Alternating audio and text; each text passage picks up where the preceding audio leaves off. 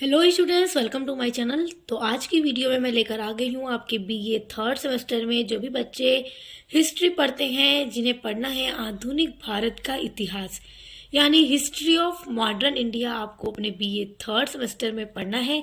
तो इसका जो सिलेबस है वो मैंने पूरा चैप्टर वाइज अपलोड कर दिया है। तो आपको मैं लिंक दे दूंगी डिस्क्रिप्शन बॉक्स में, आप लोग अपना सिलेबस देख लीजिएगा। और उसके बाद मैंने आपकी क्लास शुरू कर दी है और मैंने ऑलरेडी 2 वीडियोस अपलोड भी कर दिया है। तो आज का वीडियो आपका पार्ट 3 होने वाला है, जिसमें हम पढ़ने वाले हैं बक्सर का युद्ध। ये आपके चैप्टर 2 में आपको पढ़ना है। प्लासी का युद्ध पढ़ना था, बक्सर का युद्ध पढ़ना था और बक्सर के युद्ध के परिणाम यानी युद्ध के बाद क्या क्या परिवर्तन हुआ, क्या परिणाम है। तो ये सारी चीजें हमें पढ़नी है। तो देखिए, प्लासी का युद्ध मैंने आपको इसके पहले वाली वीडियो में पढ़ा दिया था। तो प्लासी का जब मैंने आपको युद्ध पढ़ाया था तो उसके बाद मैंने 1857 में जो विद्रोह हुआ था, स्वतंत्रता आंदोलन के लिए जो पहला स्वतंत्रता के लिए जो पहला आंदोलन किया गया था, वो भी मैंने उसमें आपको कवर करा दिया था इसके पहले वाली ही वीडियो में। तो देखिए, उससे पहले एक बहुत ही महत्वपूर्ण युद्ध हुआ था, बक्सर का युद्ध। ये बहुत महत्वपूर्ण है और आपको ये पढ़ना बहुत ज़रूरी है क्योंकि एग्जाम में पूछा जाता है। तो उस वीडियो में मैं इसको कवर नहीं कर पाई थी, वीडियो काफ़ी लंबा बन जाता। तो इसलिए आप देखिए, इस तरह से याद रखिएगा कि प्लासी का युद्ध हुआ, फिर प्लासी के युद्ध के बाद आपको ये पढ़ना है, ठीक है, बक्सर का युद्ध।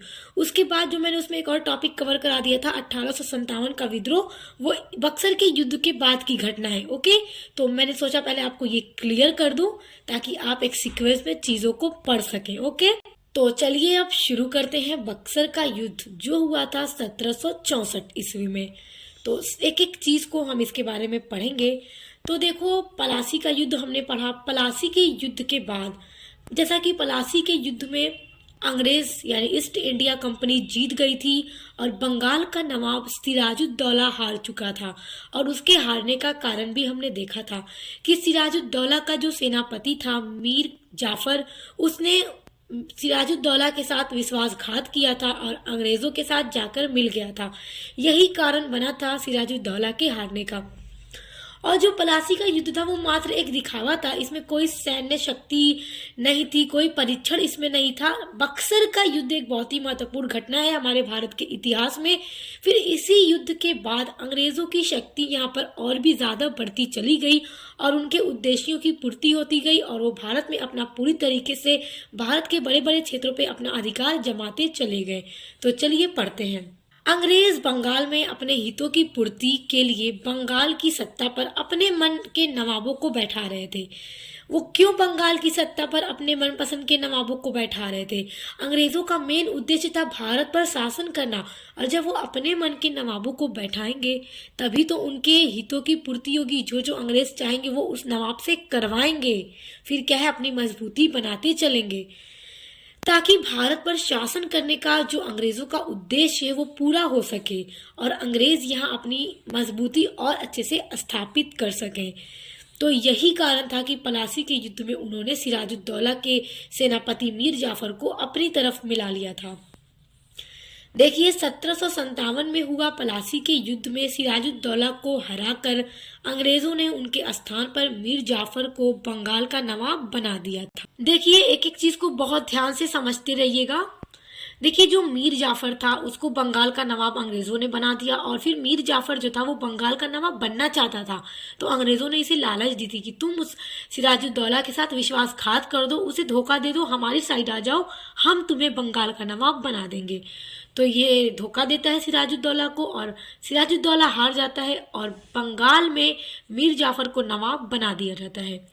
अब देखो, मीर जाफर जो था वो अंग्रेजों की हाथों की कठपुतली कहा जाता है। तो एक प्रश्न आपका यहीं से बन जाता है कि अंग्रेजों की हाथों की कठपुतली कौन नवाब था, किस नवाब को कहा जाता है? तो अंग्रेजों के हाथों की कठपुतली मीर जाफर को कहा जाता है, क्योंकि मीर जाफर जो था वो अंग्रेजों की हितों की पूरी पूर्ति कर देता था। अंग्रेजों को जितने पैसों की जरूरत होती थी, मीर जाफर उन पैसों को जनता से वसूलता या फिर खजाने से निकाल निकाल के वो अंग्रेजों के हाथों पर देता चला जा रहा था। और अंग्रेज क्या चाहते थे? यही तो चाहते थे। तो अंग्रेजों की सभी जो भी हितों की पूर्ति थी वो मीर जाफर बड़े अच्छे से करता था, इसीलिए उन्होंने क्या किया था, मीर जाफर को नवाब बनाया था। लेकिन जब फिर आगे अंग्रेजों ने देखा कि मीर जाफर अंग्रेजों के हितों की पूर्ति नहीं कर पा रहा था, तो फिर अंग्रेजों ने मीर जाफर को नवाब के पद से हटाकर मीर कासिम को नवाब बना दिया। अब अंग्रेजों ने सोचा मीर जाफर हमारे किसी काम का नहीं है, ये हमारे हितों की पूर्ति अब नहीं कर रहा है, तो इसलिए मीर जाफर को वो नवाब के पद से हटाते हैं और मीर कासिम को बंगाल के नवाब के पद पर बैठा देते हैं। अब मीर कासिम जो था वो एक बहुत ही योग्य नवाब था, और मीर कासिम जो था वो ये चाहता था कि किसी तरह अंग्रेजों को बंगाल से खदेड़कर भगा दिया जाए। इसको नवाब के पद पर अंग्रेजों ने क्यों बैठाया था कि ये मीर जाफर से अच्छी तरीके से हमारी हितों की पूर्ति करेगा, मगर क्या हुआ उसका अपोजिट। अब मीर कासिम ने सोचा कि किसी तरह बंगाल से अंग्रेजों को खदेड़कर हटा दिया जाए। तो इसीलिए फिर क्या हुआ कि उसने फिर बाद में क्या किया, अपनी स्थिति को मजबूत बनाना आरंभ कर दिया। किसने? मीर कासिम ने। मीर कासिम ने सोचा अपनी स्थिति को मजबूत बनाऊंगा, अपने सेना को मजबूत बनाऊंगा और एक युद्ध करके अंग्रेजों को यहाँ से खदेड़ निकालूंगा। तो इसीलिए ये अपनी सेना को बहुत अच्छे से परीक्षण करने लगा ताकि उसकी सेना क्या है, मजबूत हो जाए। तो अब अंग्रेजों ने देखा कि मीर कासिम अपनी ही स्थिति को मजबूत बनाने में लग गया है, तो अब ये हमारे किसी भी काम का नहीं है।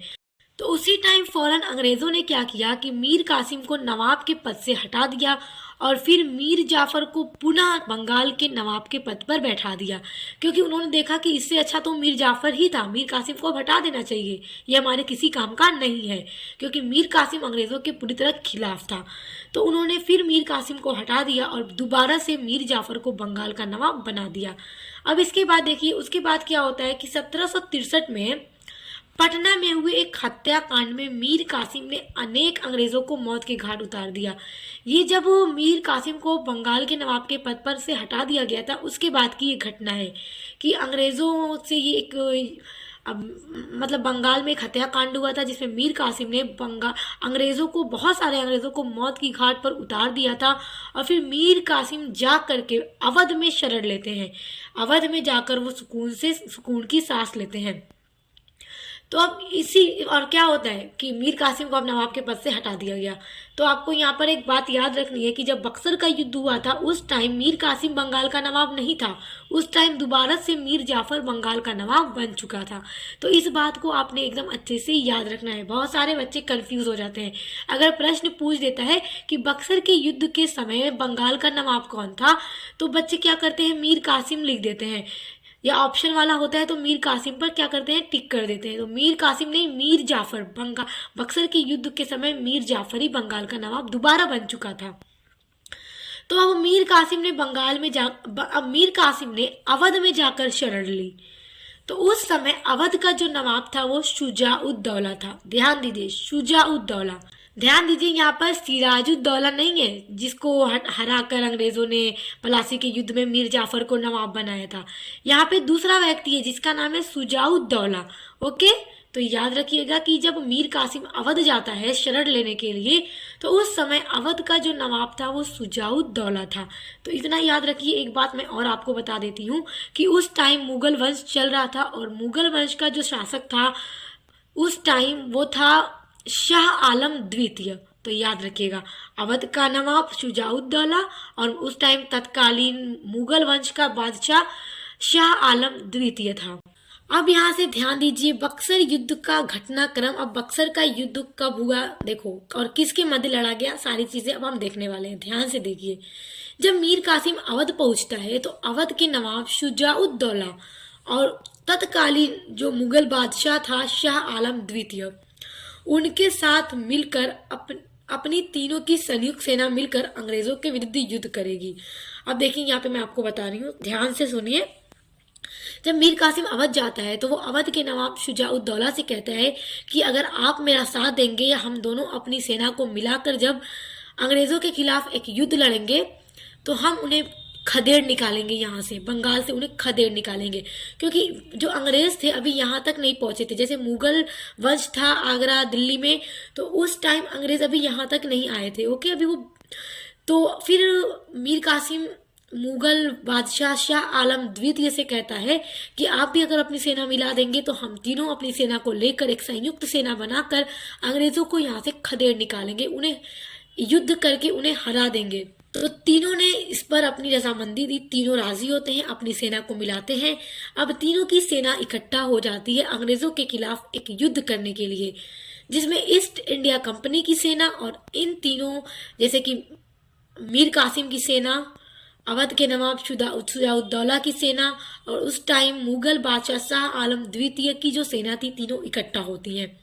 अब यहाँ ध्यान दीजिएगा कि मीर कासिम अब बंगाल का नवाब नहीं है। तो आप इससे एग्जाम में पूछे तो आप ये मत लिख दीजिएगा कि बक्सर का युद्ध बंगाल के नवाब मीर कासिम, अवध के नवाब शुजाउद्दौला और तत्कालीन मुगल बादशाह शाह आलम द्वितीय की संयुक्त सेना और ईस्ट इंडिया कंपनी की सेना के मध्य हुआ था। क्योंकि मैंने आपको बताया है कि मीर कासिम इस टाइम अब जब बक्सर का युद्ध लड़ा जा रहा है तो मीर कासिम बंगाल का नवाब नहीं है, मीर जाफर दोबारा से बंगाल का नवाब बन चुका है। तो ये सारी चीजें याद रखने वाली है, एकदम याद रख लीजिए। तो अब देखिए इन तीनों की संयुक्त सेना मिलती है और अंग्रेजों के खिलाफ एक युद्ध करने को तैयार हो जाती है, जिसमें ईस्ट इंडिया कंपनी की सेना होती है। उसी युद्ध को किस नाम से जाना जाता है? बक्सर के युद्ध के नाम से जाना जाता है। अब देखो इन तीनों की संयुक्त सेना और अंग्रेजों की सेना जिसका नेतृत्व हेक्टर मुनरो कर रहा था। अब देखिए जो अंग्रेजों की सेना थी उसका नेतृत्व कौन कर रहा था? हेक्टर मुनरो नामक एक व्यक्ति कर रहा था। जो ये अंग्रेज था यही उस अपनी सेना का नेतृत्व कर रहा था। इसके मध्य अब देखिए इन दोनों के मध्य इन तीनों की संयुक्त सेना एक साथ और अंग्रेजों की सेना एक तरफ, जिसका नेतृत्व कर रहा है हेक्टर मुनरो, याद रखिएगा। इसके मध्य 22 और 23 अक्टूबर 1764 को एक युद्ध लड़ा गया जिसे बक्सर का युद्ध कहा जाता है। अब देखिए कहीं कहीं बक्सर का युद्ध 22, कहीं कहीं 23 अक्टूबर देता है। तो ऑप्शन में अगर आपके एग्जाम में 22 दे 23 न दे तो आप 22 पर ही टिक कीजिएगा, और 23 दे 22 न दे तो आप कंफ्यूज मत होइएगा, 23 पर ही आप टिक कीजिएगा। तो इसलिए याद रखिएगा 22 या 23 अक्टूबर को 1764 को एक युद्ध लड़ा गया। मीर कासिम की सेना, अवध के नवाब शुजाउद्दौला की सेना और मुगल बादशाह शाह आलम द्वितीय की तीनों सेना एक तरफ और ईस्ट इंडिया कंपनी की सेना एक तरफ, जिसे बक्सर का युद्ध कहा जाता है। और इस युद्ध में अंग्रेजों की जीत होती है। देखिए इस युद्ध में अंग्रेजों ने मीर कासिम के नेतृत्व वाली संयुक्त सेना को पराजित कर दिया था। और देखिए यही जो युद्ध था, अब अंग्रेजों को जब अंग्रेज इस युद्ध में जब जीतते हैं तो उनकी जो शक्ति होती है वो और तेजी से बढ़ती जाती है और उनका बड़े से बड़े क्षेत्रों पे अधिकार जमता चला जाता है। अब देखिए जो मुगल बादशाह थे उस टाइम, मुगल वंश जो था अब इतना मजबूत नहीं था। मुगल वंश अब इस टाइम आते आते बहुत कमजोर हो चुका था। तो अब ये लोग हार जाते हैं इसमें तीनों की संयुक्त सेना मिलकर। अब देखिए अंग्रेजों के पास मुश्किल से 6 से 7 हजार सेना रही होगी और इनकी तीनों सेना मिला करके लगभग 50,000 के आसपास की सेना थी। और अंग्रेजों के पास क्या थे कि आधुनिक हथियार थे। जब गोली चलाते हैं ये लोग तो अभी 4-5 गोली में ही इनकी संयुक्त सेना की आधी सेना तो भाग जाती है और बचते हैं कुछ लोग और युद्ध में फिर भी हार जाते हैं और मुट्ठी भर अंग्रेजों की सेना इन्हें इतनी बड़ी सेना को पराजित कर देती है। और यही युद्ध जीतने के बाद अंग्रेजों की शक्ति और बढ़ती है और यहाँ तक कि उनका दिल्ली तक मतलब अधिकार जमाने में उन्हें और आसानी मिल जाती है। अब देखिए आई होप बक्सर के युद्ध तक आप समझ गए कब हुआ, किन के मध्य हुआ, कैसे हुआ। ओके, अब देखते हैं युद्ध के बाद क्या क्या परिवर्तन हुआ। अब देखिए जब बक्सर का युद्ध अंग्रेजों ने जीत लिया तो मैं आपको बताती हूँ, पहले मेरी बातों पे ध्यान दीजिए, ठीक है? सुनिए मेरी बात, ध्यान दीजिए। देखिए जब बक्सर का युद्ध अंग्रेज जीत जाते हैं तो उसके बाद अंग्रेजों ने रॉबर्ट क्लाइव को पुनः बंगाल का गवर्नर बनाकर भेज देते हैं, क्योंकि रॉबर्ट क्लाइव जो था अपने पहले कार्यालय के दौरान बंगाल का अनुभव प्राप्त कर चुका था और वह वहाँ की सभी परिस्थितियों को समझ चुका था, इसी वजह से। और उसके बाद देखिए मैंने आपको अभी बताया था ना कि बंगाल का नवाब बक्सर के युद्ध के दौरान मीर जाफर था, लेकिन मीर जाफर की मृत्यु 1765 ईस्वी में हो जाती है। और बक्सर का युद्ध कब लड़ा गया था? 1764 में लड़ा गया था। तो मीर जाफर की मृत्यु 1765 ईस्वी में हो जाती है। तो इसके बाद अंग्रेजों ने मीर जाफर के पुत्र नजमुद्दौला को बंगाल का नवाब बना दिया था। और नजमुद्दौला जो था वो अभी अल्पवयस्क नवाब था, इसलिए उसकी सुरक्षा के लिए अंग्रेजों ने बंगाल में एक सेना नियुक्त की और उसके खर्च के लिए नजमुद्दौला ने प्रतिवर्ष 5 लाख रुपए अंग्रेजों को देना स्वीकार किया। समझ में आया? क्योंकि उसका पुत्र जो था मीर जाफर का, वो अभी अल्पवयस्क था, छोटा था, तो उसकी सुरक्षा के लिए अंग्रेजों ने एक सेना नियुक्त की और उसी पर जो खर्च होते थे तो निजामुद्दौला ने प्रतिवर्ष 5 लाख रुपए अंग्रेजों को देने के लिए स्वीकार किया कि वो अंग्रेजों को अपनी सेना सुरक्षा के बदले इतने रुपए 5 लाख रुपए प्रतिवर्ष देगा। अब आइए देखते हैं कि युद्ध के बाद क्या क्या परिवर्तन हुआ था। अब देखिए, यह लड़ाई जो थी भारतीय इतिहास में एक महत्वपूर्ण मोड़ था, बहुत महत्वपूर्ण मोड़ था, क्योंकि इसी लड़ाई को जीतने के बाद अंग्रेजों की शक्ति बढ़ती चली गई, क्योंकि इसमें भारत में ब्रिटिश शासन की शुरुआत को चिन्हित किया। यह लड़ाई ब्रिटिश ईस्ट इंडिया कंपनी के लिए एक निर्णायक जीत थी, जिससे कंपनी बंगाल और बिहार में प्रमुख शक्ति बन गई और बंगाल में प्रेसिडेंसी की भी इन्होंने स्थापना की और कंपनी ने भारत के बड़े बड़े हिस्सों पर भी नियंत्रण हासिल कर लिया, जो पहले भारतीय शासकों के नियंत्रण में था। तो आप देख सकते हैं कि किस तरह इनकी शक्ति मजबूत होती चली गई। बंगाल में, बिहार में, उड़ीसा तक के पूरे क्षेत्र में इनका पूरा अधिकार स्थापित हो गया था। उसके अलावा जितने भी बड़े बड़े क्षेत्र थे, जैसे अंग्रेजों की जो खास तौर पे जो नजर थी तटीय क्षेत्रों पर थी, जैसे कि देखिए कोलकाता, मुंबई या फिर मद्रास, तो उन सभी क्षेत्रों में, कर्नाटक वगैरह सभी क्षेत्रों में इन्होंने अपना नियंत्रण स्थापित कर लिया और वहां के नवाबों को अपने आगे सर झुकाने पर मजबूर कर दिया। तो ये देख सकते हैं कि भारत के इतिहास में बक्सर का युद्ध कितनी महत्वपूर्ण घटना थी, जिसने भारत में अंग्रेजों के शासन को स्थापित करने के लिए उन्हें एक मौका दिया। इस जीत के कारण ही वो अपनी शक्ति को मजबूत बनाते चले गए और यहाँ पे 200 वर्षों तक इन्होंने शासन किया। सो स्टूडेंट्स, आई होप आपको बक्सर का युद्ध और बक्सर के युद्ध के बाद होने वाले परिवर्तन के बारे में आप सब अच्छे से समझ गए होंगे।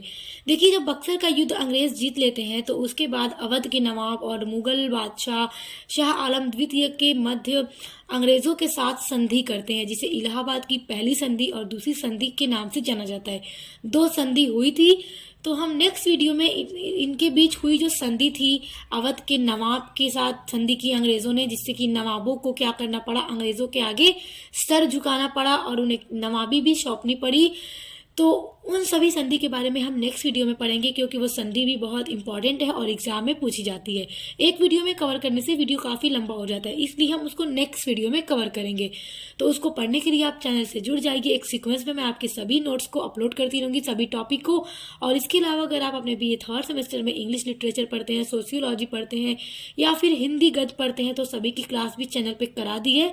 सभी वीडियोज अपलोड है, प्लेलिस्ट मैंने बना दी है, सभी के लिए एक बार चैनल पर विजिट कीजिए। पसंद आया तो सब्सक्राइब करके बेल आइकन को प्रेस कर लीजिए, ताकि आने वाली वीडियोस के नोटिफिकेशन आपको मिलते रहे। तो अब मिलते हैं नेक्स्ट वीडियो के साथ।